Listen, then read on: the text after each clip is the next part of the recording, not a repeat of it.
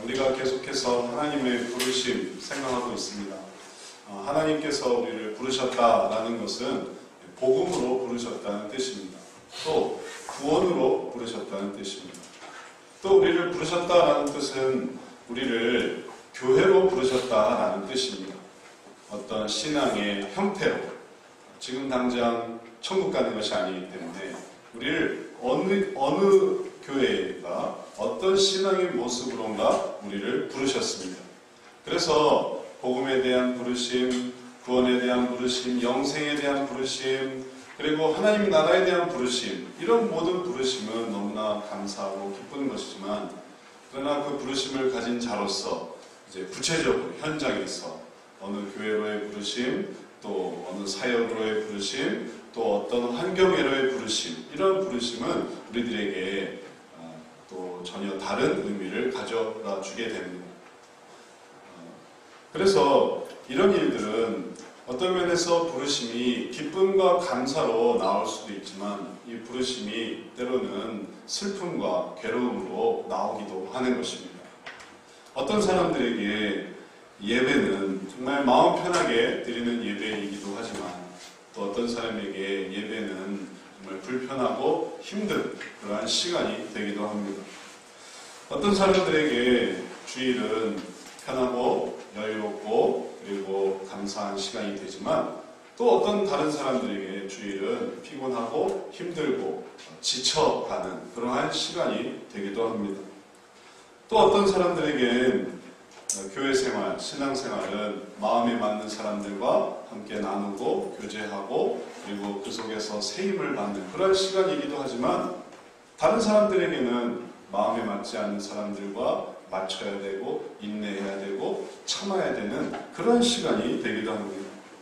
또 어떤 사람들은 교회에서 즐거움과 기쁨과 소망을 느끼고 새롭게 되는 시간이 되기도 하지만, 또 다른 사람들에게는 교회에서 싸움과 갈등과 고민과 그리고 슬픔을 느끼는 그러한 시간이 되기도 하는 것입니다. 그리고 이 모든 것들과 함께 어떤 사람들은 그냥 마음 편하게 기쁘게 감사하게 자기의 신앙 속에서 신앙생활을 하지만, 또 다른 사람들은 다른 사람 때문에 마음을 졸이고 다른 사람들 때문에 전전긍긍하며 또 그 속에서 괴로워하고 애달버하는 그러한 삶을 살아가게 되는 것입니다. 바로 이러한 차이가 거룩한 부르심, 복음의 부르심, 생명의 부르심, 하나님의 나라의 부르심 다음에 우리들에게 이어지는 구체적인, 현실적인, 그리고 너무나 힘들고 괴로운 부르심이 되기도 하는 것입니다. 자, 이러한 차이를 우리가 어떻게 이해할 수 있을까요? 왜 부르심은 기쁘기만 한 게 아닐까요? 왜 부르심은 좋기만 한 게 아닐까요? 우리가 하나님의 나라만 이렇게 생각하면서 왜 감사할 수 없고, 왜 힘들고 어렵고 또 지치고 피곤한, 왜 이런 부르심이 우리들 가운데 있게 되는 것일까요? 우리가 예전에 하나님을 믿고 딱 하나님 나라에 갈 수 있었다면 좋았을 것을, 때로는 오래 살아서 때로는 못 볼 걸 보고 또 못 견딜 걸 견디고 또 이런 고생 저런 고생 하는 이유가 무엇이 있을까요? 자, 이 모든 어떤 이런 어려움들에 대해서 우리는 그 대답을 성경 말씀 속에서 발견할 수 있습니다. 그리고 사실 그래야만 하는 것입니다. 이런 고민을 도대체 누구에게 얘기를 하겠습니까? 내가 신앙생활 속에서 또 생기는, 교회 안에서 생기는 이 어떤 어려움들을 도대체 누구를 찾아가야 완전한 대답을 얻을 수 있게 될 수 있겠습니까? 다 성경 말씀 속에 있는 것이죠. 그래서 우리는 성경을 찾아봅니다. 성경은 과연 우리가 느끼는 이 괴로움에 대해서 뭐라고 말하고 있을까? 그러면 그 속에 진주를 발견하게 되는 것입니다. 오늘 말씀이 바로 그러한 진주를 우리들에게 보여줍니다. 그리고 이러한 하나님 말씀의 뜻, 우리의 이 부르심의 이 차이, 부르심의 이 격차, 부르심의 이러한 대비를 우리들이 오늘 성경 말씀 속에서 네 가지 대비를 통해서 보게 됩니다. 오늘 성경 말씀이 네 가지 종류의 대비를 보여주고 있고, 이 네 가지 종류의 대비를 보는 것이 우리가 가졌던 그 모든 고민, 의문에 대한 해답이 되어질 것입니다. 첫 번째 대비가 오늘 성경 말씀에 나타납니다. 그것은 대제사장과 백성과의 대비입니다. 대제사장이 나오고 백성이 나오고 있습니다. 무슨 차이가 있을까요?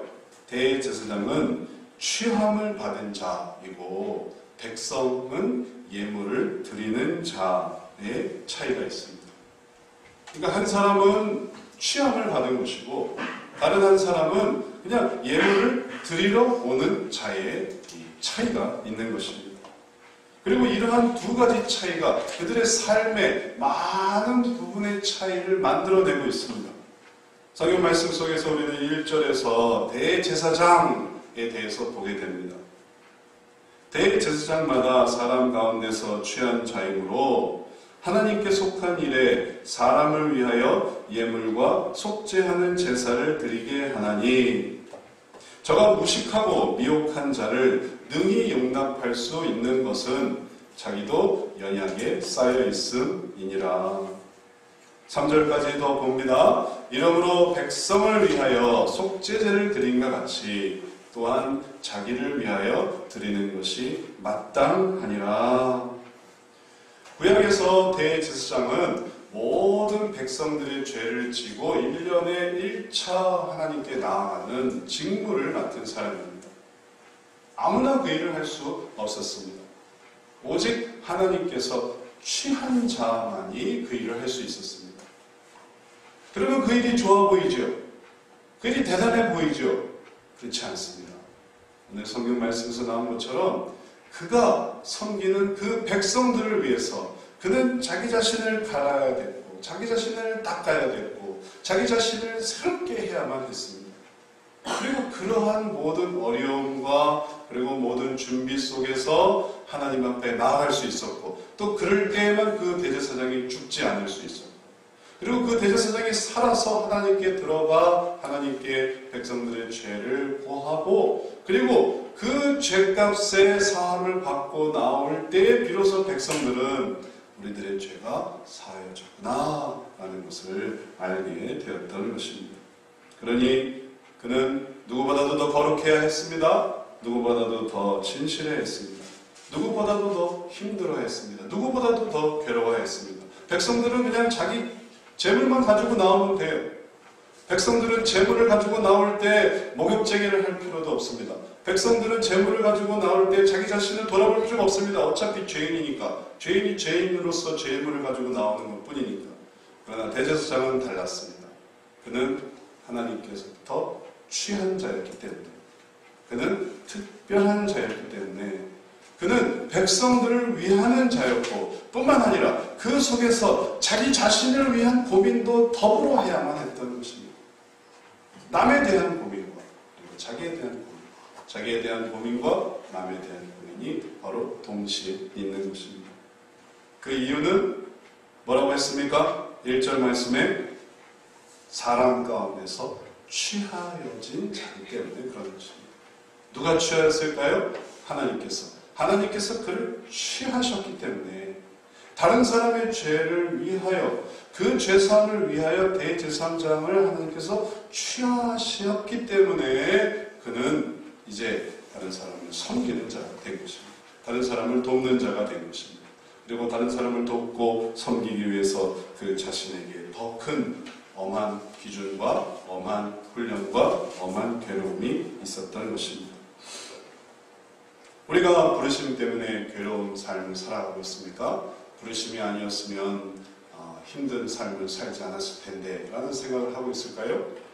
부르심 때문에 괴로운 삶을 살게 된 첫 번째 이유가 바로 여기 있습니다. 그것은 그로 인하여 다른 사람을 섬기는 자로 부르심을 받았기 때문에 그런 것입니다. 다른 사람을 위한 존재이기 때문에 그런 것입니다.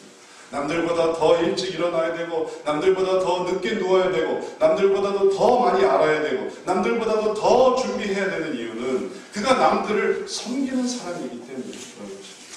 섬기려고 하지 않으면 안 그래도 돼요. 늦게 일어나도 됩니다. 일찍 자도 돼요. 공부할 필요도 없습니다. 애써 노력할 필요가 없습니다. 그러나 섬기려고 하는 사람은 책임을 맡았기 때문에 또 그 일에 하나님의 부르심을 받았기 때문에 이 일을 감당하게 되는 것입니다. 이것이 첫 번째 대비를 통해 우리가 왜 부르심 때문에 괴로워하는가에 대한 첫 번째 이유입니다. 두 번째 대비 속에서 나타난 우리에게 부르심의 의미가 있습니다. 이 두 번째 대비는 아론과 미혹한 자와의 대비입니다. 본문에 나오는 등장하는 인물들입니다. 아론이 등장하고 있고 그 다음에 미혹한 자가 등장하고 있습니다. 무슨 차이가 있을까요? 이들의 차이 속에서 나타나는 부르심의 대비는 의미는 무엇일까요? 아론은 부르심을 받은 자입니다. 대제사장과 마찬가지이지만 그런데 백성들과의 관계가 아니라 이제 구체적인 한 사람의 아론으로서 등장하고 있습니다. 많은 대제사장의 직분이 있죠. 그런데 특별히 아론이라고 지정되고 있습니다. 그런 부르심을 받은 자입니다. 그럼 이 아론과 대비되는 사람은 누굴까요? 그는 스스로 부른 자입니다. 부르심을 받은 자와 스스로 부른 자가 대비되고 있는 것입니다. 오늘 성경 말씀에서 우리들은 이 아론과 스스로 부르심을 받은 자, 바로 미혹한 자의 존재를 찾아낼 수 있습니다. 2절 말씀에 저가 무식하고 미혹한 자를 능히 용납할 수 있는 것은 자기도 연약에 쌓여 있습니다. 이러므로 백성을 위하여 속죄제를 드린 것 같이 또한 자기를 위하여 드리는 것이 마땅하니라. 아까 있었던 그 대제사장과 백성의 비유에 나오는 본문이지만 이제 아론과 미혹한 자로 새롭게 구성됩니다. 미혹한 자가 있어요. 그는 또 무식하기까지 합니다. 무식하고 미혹해요. 미혹한 자입니다. 미혹에 빠지는 자예요. 시험에 잘 드는 자입니다. 그런데 그를 용납하는 사람이 있습니다. 용납한다라는 것은 영어로 딜한다는 거예요. 딜한다. 이거는 다룬다는 거예요. 감당한다는 것입니다. 누가 그런 무식하고 미혹한 자를 감당할까요? 그는 바로 부르심을 받은 자, 바로 아론과 같이 부르심을 받은 자가 바로 그것을 감당하는 것입니다. 아론은 어떤 사람입니까? 아론은 대제사장이었습니다. 아론은 어떤 사람이었습니까? 부르심을 입은 자였습니다. 부르심을 입은 자였고 대제사장 직분을 감당하는 이 아론이 해야만 했던 또 다른 것은 뭐냐면 무식하고 미혹한 자를 감당하는 것이에요. 그를 용납하는 것입니다. 이 의미를 조금 더 이해하고자 한다면 배경이 되는 사건을 알아야만 합니다. 이 배경이 되는 사건은 뭐냐면 대제사장이었던 이 아론에 대해서 이스라엘 장로들이 항명한 사건입니다. 아론이 하는 말을 장로들이 듣기 싫어했어요. 그리고서 이제 싸우기 시작하는 것입니다. 그 본문의 내용이 민수기 16장 1절 말씀에 나옵니다. 제가 간단하게 읽어드리겠습니다. 레위의 증손 고앗의 손자 이스할의 아들 고라와 르우벤의 자손 엘리압의 아들 다단과 아비람과 벨렛의 아들 온이 당을 짓고 이스라엘 자손 총회에 택함을 받은 자 곧 회중에 유명한 어떤 족장 250인과 함께 일어나서 모세를 거스리니라. 모세와 아론을 거스렸던 것입니다. 그들은 숫자로 밀어붙였습니다. 그들은 족보로 밀어붙였습니다. 그들은 하나님 앞에서 왜 모세와 아론의 얘기만 들어야 하는가? 우리가 왜? 우리도 다 하나님의 사람들이고 우리도 다 지식이 있는 사람들이고 우리도 다 족보가 있는 사람들인데 왜 모세와 아론의 얘기만 들어야 하는가? 반대하기 시작했던 것입니다. 그들이 모여서 모세와 아론을 거스려 그들에게 이르되 너희가 분수에 지나도다. 회중이 다 각각 거룩하고 여호와께서도 그들 중에 계시거늘 너희가 어찌하여 여호와의 총에 위에 스스로 높이느냐. 무슨 말씀인지 이해하실 것입니다. 당신들이 뭔데 이래라 저래라 합니까? 우리들도 다 거룩한데 하나님이 우리 가운데 계신데 하나님도 우리 편인데 당신들이 뭔데 이래라 저래라 합니까? 이런 항명으로 인해서 이제 나타나야만 했습니다. 도대체 하나님의 뜻이 무엇입니까? 모세 아론 단 두 사람이 지금 250명과 그리고 고라의 자손이 몇 사람들과 함께 이 나온 이 황명에 저항할 수가 없는 것, 수적으로 열세가 되는 것입니다. 그래서 그들이 하나님께 의지했습니다. 하나님, 뜻을 보여주십시오. 뜻을 보여주십시오. 우리가 어떻게 해야 됩니까? 우리 말을 듣지 않습니다. 우리가 왜 스스로 높이느냐라고 말합니다. 우리가 어떻게 하면 좋을까요? 그리고 하나님의 뜻을 구하였습니다. 하나님께서는 그럼 모든 족장들의 지팡이를 가져와라 라고 했습니다. 그리고 아론의 지팡이도 그 가운데 두었습니다. 그리고 이 모든 족장의 지팡이와 그 다음에 아론의 지팡이를 다 여호와의 장막에 하룻밤 두었습니다. 밤 하루가 꼴딱 샌 거예요. 그리고 이튿날 보기로 했습니다. 여호와의 지팡이가 무엇인가? 여호와의 뜻이 어디 있는가? 그리고 그 다음날 그 결과를 발견하게 되었던 것입니다. 이튿날 모세가 증거의 장막에 들어가 본즉 레위 집을 위하여 낸 아론의 지팡이에 움이 돋고 순이 나고 꽃이 피어서 살구 열매가 열렸더라. 지팡이는 죽은 것입니다. 죽은 나무예요. 죽은 나무로 지팡이를 만들잖아요. 근데 이 죽은 나무를 살리셨단 말이에요. 그 죽은 나무에 움이 나고 순이 나고 꽃이 피어서 살구 열매가 열렸어요. 이 죽은 나무와 같은 이 지팡이, 이 죽은 나무인 지팡이 속에서 열매 맺게 하는 능력, 그 능력이 바로 하나님의 능력인데 그 하나님의 능력은 누구의 지팡이에게 있었습니까? 아론의 지팡이에 있었던 것입니다. 그럼 왜 아론의 지팡이에만 있었을까요? 하나님 안에 다 거룩하잖아요. 하나님 안에 다 은혜를 받고 있잖아요. 근데 왜 다른 지팡이에는 움이 돋지 않습니까? 순이 돋지 않습니까? 왜냐하면 그게 하나님의 뜻이기 때문에 그랬던 것입니다. 그래서 이것이 아론의 차이점이었습니다. 스스로 높이는 자와 하나님께서 높여주시는 자의 차이였어요. 그래서 아론은 그 지팡이를 들고 그 지팡이를 통해서 여전히 하는 건 뭐냐면 또다시 그걸 알지 못하는 그 무식한 자들, 그걸 알지 못하는 미혹하는 자들, 시험에 드는 자들, 실족하는 자들을 그가 능히 용납했다는 것입니다. 하나님께서 그들을 다 없애신 것이 아닙니다. 하나님께서 그들을 다 제거하신 것이 아닙니다. 이제 아론은 대제사장으로서 한 사람의 아론이라는 인격체로서 그리고 나에게 항명하는, 나에게 저항하는, 나에게 대응하는 그 모든 사람들을 그가 감당해야만 했던 것입니다. 왜 때로 부르심을 입은 자들이 이렇게 때로는 무식하기도 하고 때로는 예의 없기도 하고 때로는 시험도 잘 걸리고 사탄이 이렇게 얘기를 하면 그 얘기에 얼른 속아 넘어가는 자들을 왜 감당해야 합니까? 때로 아론도 그런 마음이 있을 거예요.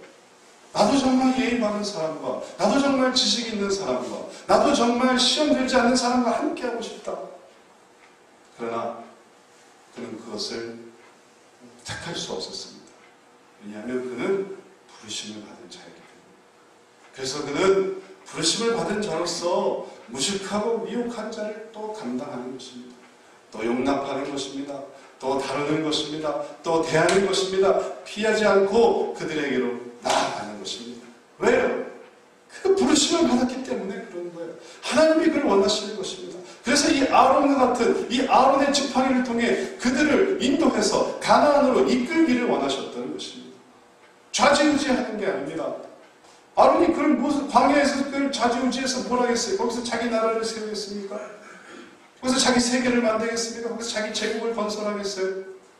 그러지 않고 하나님께 대해서도 늘 거역하는, 하나님께 대해서도 늘 반항하는, 하나님께 대해서도 늘 불순종하는 그들을 바로 이 아론이 한 인간으로서 그들을 감당하며 그들을 용납하며 그들을 주님의 땅으로 가나안으로 인도함을 받도록 보내심을 받은 것이었고 우리가 혹 부르심이 힘들다고 느껴진다.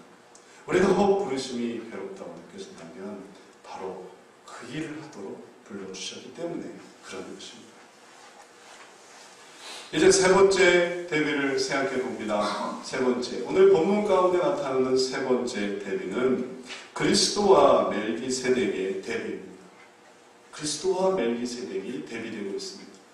이미 우리가 본 대제사장과 백성, 아론과 미혹한 자의 대비로 오늘 본문 말씀이 끝나는 것이 아니라 결국은 대제사장 중에 아론, 그 아론 이후에 나타나는 그리스도, 이제 우리는 그리스도까지 연결되어집니다. 그리스도가 누구와 대비되고 있냐면 멜기세덱이라는 사람과 대비되고 있습니다. 무슨 차이가 있을까요? 그리스도는 누구며 멜기세덱은 누굽니까? 그리스도의 의미는 기름 부음을 받은 자라는 뜻이고 멜기세덱의 의미는 정의의 왕이라는 의미입니다. 그리고 역할은 무엇이었는가 하면 그리스도는 하나님께서 보내신 아들이었습니다. 멜기세덱은 성경이 말하기를 반차를 따라서 제사장 된 사람입니다. 제사장이 역할을 하는 사람입니다. 멜기세덱에 대해서는 히브리서에도 얘기하고 있지만 이야기하기가 어려운 많은 복잡한 부분이 있습니다. 이 세상에 대제사장이 있지만 이 대제사장은 사실 하늘의 대제사장을 모형한 것입니다. 이 세상에 성전이 있었지만 이 성전은 하늘의 성전을 모형으로 만드는 것입니다. 이게 진짜 성전이 아니고 이것은 하늘의 성전을 모형하는 것입니다. 그렇기 때문에 하늘의 대제사장도 바로 모형을 따라서 인간의 대제사장을 만든 것입니다. 그런데 그 원형, 바로 하나님 앞에서 대제사장직을 맡고 있는 그 원형된 사람의 이름이 멜기세덱이었어요.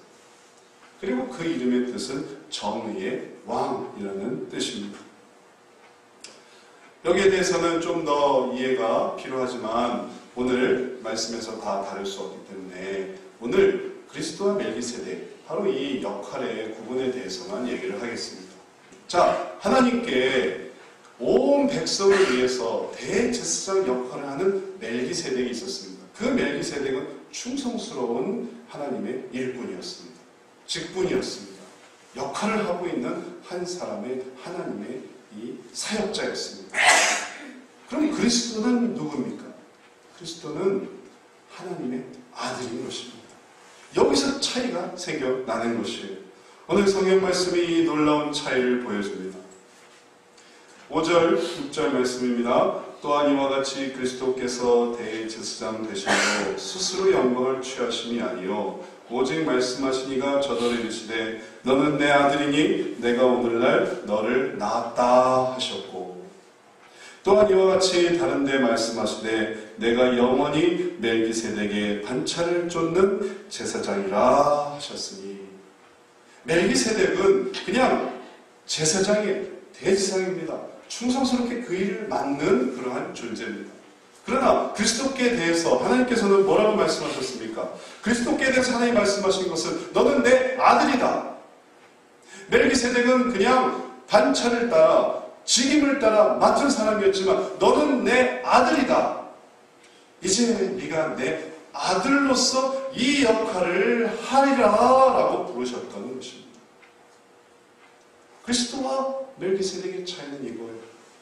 멜기세덱은 역할을 맡아서 하는 것이에요. 그리스도는 아들이라서 하는 것입니다. 아들이기 때문에 그 역할을 맡는 것입니다. 그냥 승진한 게 아닙니다. 그냥 취직된 게 아닙니다. 그냥 직임을 맡은 게 아닙니다. 하나님의 아들이에요. 아들이 이제 이 역할을 감당하게 된다는 뜻입니다. 그리고 그 역할은 무엇이었을까요? 그것은 고난의 잔을 마시는 것이었습니다. 멜기세덱은 자기 자신을 드리지는 않았습니다. 멜기세덱이 자기 자신을 희생해서 대제사장 역할을 감당한 것이 아니었습니다. 그러나 예수님은 온전한 멜기세덱이 되기 위해서 자기 자신을 버려야만 했습니다. 자기 자신을 버려 대제사장 되셔야 됐습니다. 재물을 가져와서 드리는 대제사장이 아니라 자기 자신을 제물로 드리는 대제사장이 되어야만 했습니다. 왜냐하면 그래야 모든 제사가 완벽하게 끝나기 때문에 가져와서 드리는 제사장의 역할은 늘 또 다른 제물을 필요로 할 뿐입니다. 자기에겐 제물이 없으니까 자기는 그 역할을 해주는 것뿐입니다. 그러나 예수님은 다릅니다. 예수님은 자기를 제물로 드리셨어요. 자기가 제물이 되시는 거예요. 그러니 그 역할은 너무나 어려운 것입니다. 그 역할은 너무나 고통스러운 것입니다. 그 역할은 너무나 괴로운 것입니다. 그러나 주님은 그것을 해내셨습니다. 왜냐하면 그는 하나님의 아들이시기 때문에 그래서 하나님께서 예수님께 너는 내 아들이지 않느냐? 너는 내 아들이지 않느냐? 네가 내 아들이니까 내가 다른 사람을 시킬 수 없어. 내가 내 아들 너를 이 일을 시키려고 한다라고 할 때 그 잔은 고통의 잔입니다. 괴로움의 잔입니다. 그런데 그 잔을 주님께서는 마다하지 않으신 것입니다. 피하지 않으신 것입니다. 아, 하나님, 아들이니까 봐주세요. 아들이니까 절 시키지 마세요. 아들을 보호하셔야죠. 예수님은 그렇게 하지 않았습니다.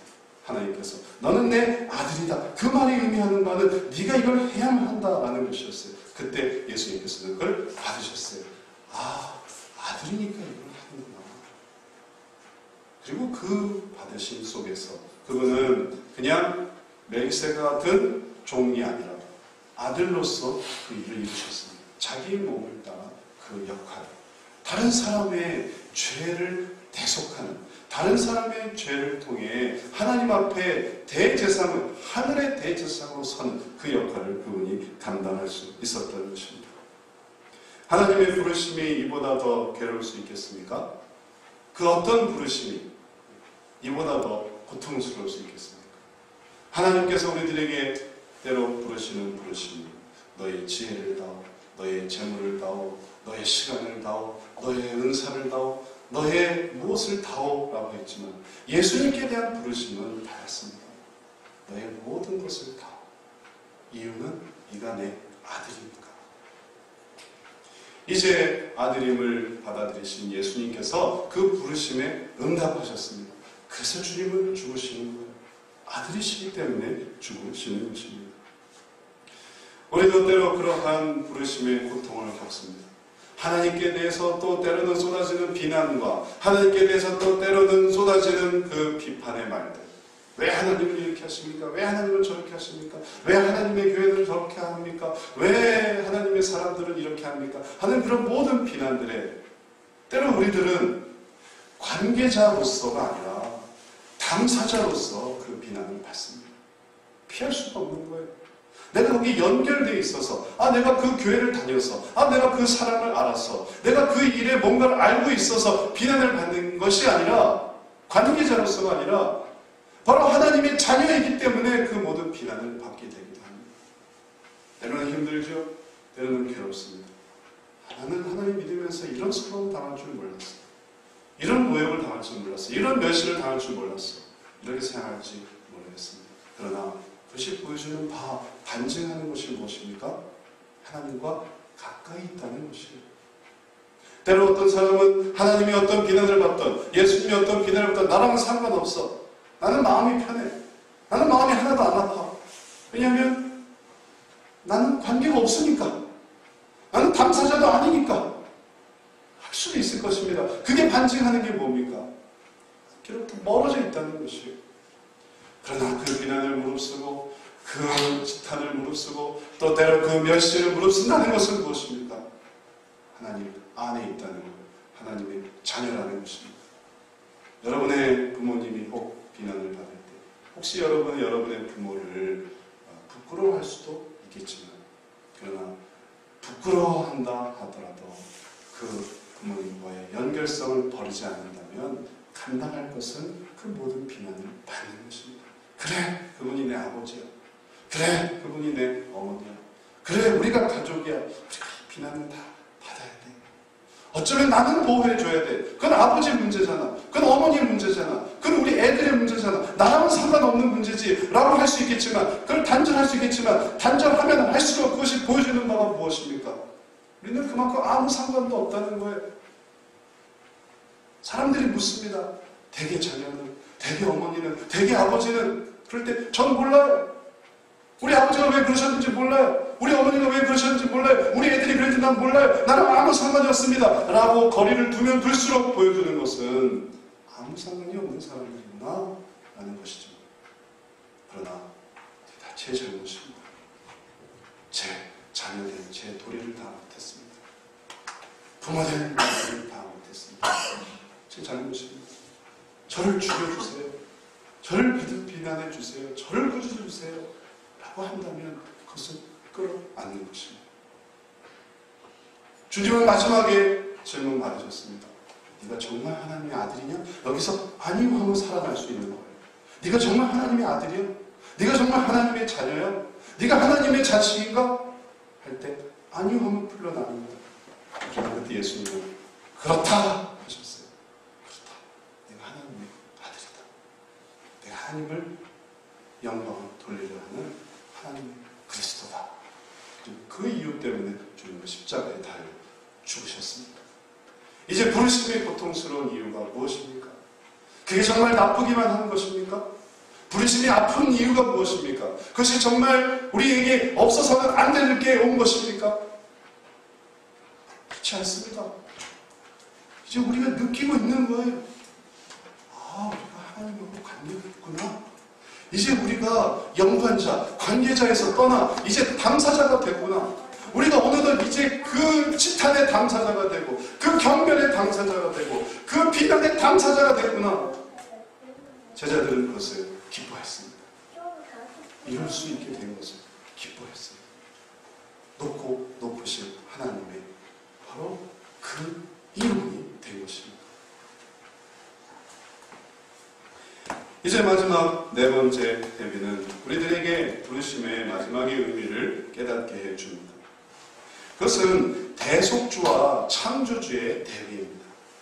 오늘 말씀 속에서 언뜻 지나가는 이 한마디 단어의 차이 속에서 우리는 두 존재가 대비되는 것을 볼 수 있습니다. 한 분은 대속주예요. 모든 죄를 지고 가시는 분입니다. 한 분은 모든 세계를 만드신 분이에요. 그 부분이 언뜻 지나갑니다. 그러나 저는 이 부분을 구체적으로 우리가 함께 나눴으면 좋겠습니다. 대속자와 창조자가 만났을 때 무슨 일이 일어났을까요? 대속주는 통곡과 눈물로 간구와 소원을 올렸습니다. 그는 창조자를 경외하셨기 때문에, 부르셨던 그분을 경외하셨기 때문에 그 속에서 하나님께서 원하셨던 바로 그것을 온전하게 올려드렸던 예수 그리스도의 모습입니다. 그리고 보내셨던 그분, 이 모든 걸 시작하셨던 그분은 그 그리스도의 간구와 소원에 대해서 들으시고 계십니다. 그것을 받아주고 계십니다. 이 차이가 오늘 성경 말씀의 마지막에서 나타납니다. 그는 육체에 계실 때 자기를 죽음에서 능히 구원하실 이에게 심한 통곡과 눈물로 간구와 소원을 올렸고 그의 경외하심을 인하여 딱 한마디에 들으심을 얻었느니라. 누가 들으셨다는 것일까요? 하나님이 들으셨다는 거예요. 누가 경외하셨다는 것일까요? 예수님이 경외하셨다는 것입니다. 예수님의 경외하심과 하나님, 창조자 하나님의 들으심이 대비되고 있습니다. 예수님은 우리가 아까도 살펴봤지만 힘이 부르심을 받았습니다. 그분은 대제사장이에요. 아론을 뛰어넘는 대제사장입니다. 멜기세덱도 뛰어넘는 대제사장입니다. 그래서 지금 십자가에 달려 죽어 가십니다. 그런데 그 일을 하시면서 주님께서 간구했던 것은 무엇입니까? 주님께서 통곡과 눈물로 간구와 소원을 올렸을 때 그 간구와 소원의 그 내용은 무엇이었을까요? 무엇을 간구했을까요? 무엇에 대한 들으심을 얻었습니까? 이것을 마가복음 14장에서는 잘 보여주고 있습니다. 가라사대 아버지여 아버지께는 모든 것이 가능하오니 이 잔을 내게서 옮기시옵소서. 그러나 나의 원대로 마옵시고 아버지의 원대로 하옵소서 하시고 주님이 부르심 속에서 원했던 것은 무엇입니까? 잔이 옮겨지는 것? 내 원대로 하는 것? 주님의 그 모든 부르심 속에서 참으로 원하셨던 것은 무엇입니까? 아버지의 원대로 되는 것. 진정한 대속자의 모습인 것입니다. 예수님은 그냥 부르심을 받아 그 일을 해내고 이제 이걸 마치자. 끝내버리자. 이 부르심을 끝내자. 하여튼 어떻게 하든 이 부르심을 그냥 끝내는 게 목표에서 하여튼 끝내고자 하는 그런 마음이 있었던 것이 아닙니다. 주님은 이 부르심 속에서 아버지의 원을 이루고자 하셨습니다. 대속의 일들을 이루고자 하셨습니다. 그래서 한순간도 그것을 잊어버린 적이 없습니다. 밀려서 이 일을 하시는 것이 아닙니다. 끌려서 이 일을 하시는 것이 아닙니다. 이제 그것은 그 자신의 소원이 되었습니다. 그리고 그런 기도를 드리는 것입니다. 아버지의 원이 이루어지게 해 주옵소서. 이 세상의 죄를 대속하시려고 하는, 이 세상의 죄를 갚으시려고 하는, 이 세상의 모든 인간들을 구원하실 수 있는 그 능력이 나타나시기를 그분은 바라셨던 것입니다. 그래서 그 기도에 대해서 들으신 것 같습니다. 주님은 하나님은 그 기도를 들으셨습니다. 그래서 들으셔서 능력을 주셨습니다. 은혜를 공급해 주셨습니다. 힘을 주셨습니다. 그래서 예수님의 말씀에 대속의 일들을 완전히 수행할 수 있도록 이끌어 주셨던 것입니다. 이 모든 일들은 하나님을 경외했기 때문에 일어난 일입니다.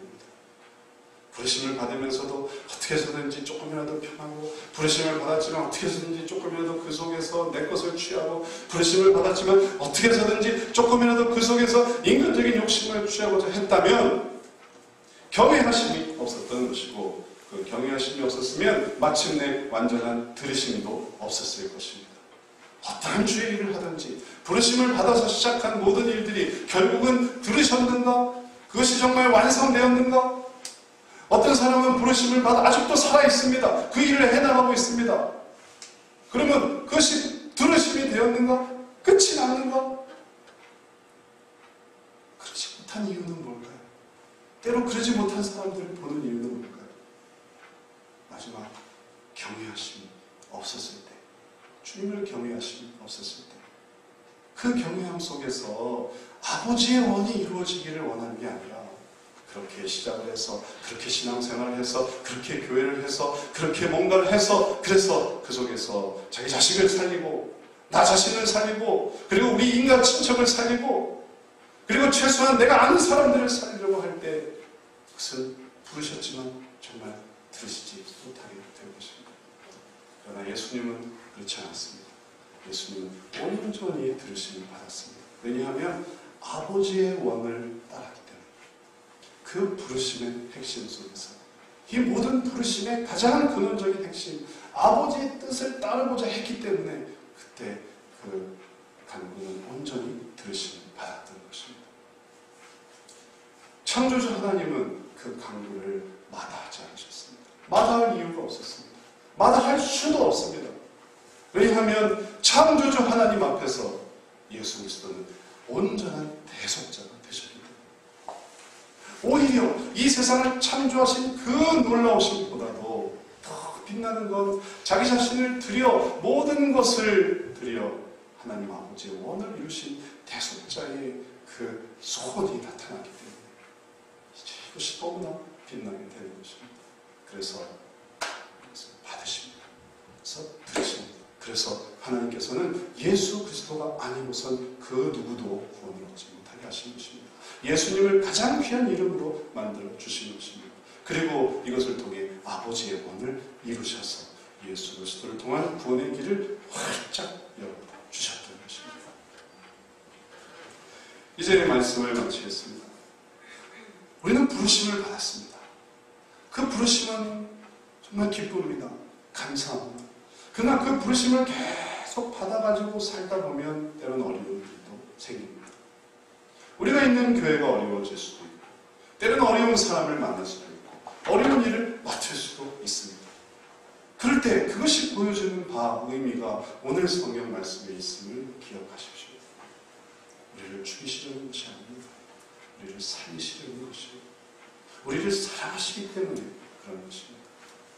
이제 여기서 주춤주춤 한다는 것은, 여기서 그것을 거부한다는 것은, 그것은 부르심조차도, 우리를 하나님의 자녀로 부르신 그 부르심조차도 외면하는 것이 되겠지만, 그러나 이것이 나를 사랑하는 것이구나, 이것이 나를 붙들어 주시는 것이구나, 내가 그래서 남들보다 더 고생하는구나, 내가 남들보다 더 힘들어하게 되는 거구나, 그것을 깨닫는다면 이것을 뛰어넘을 것입니다.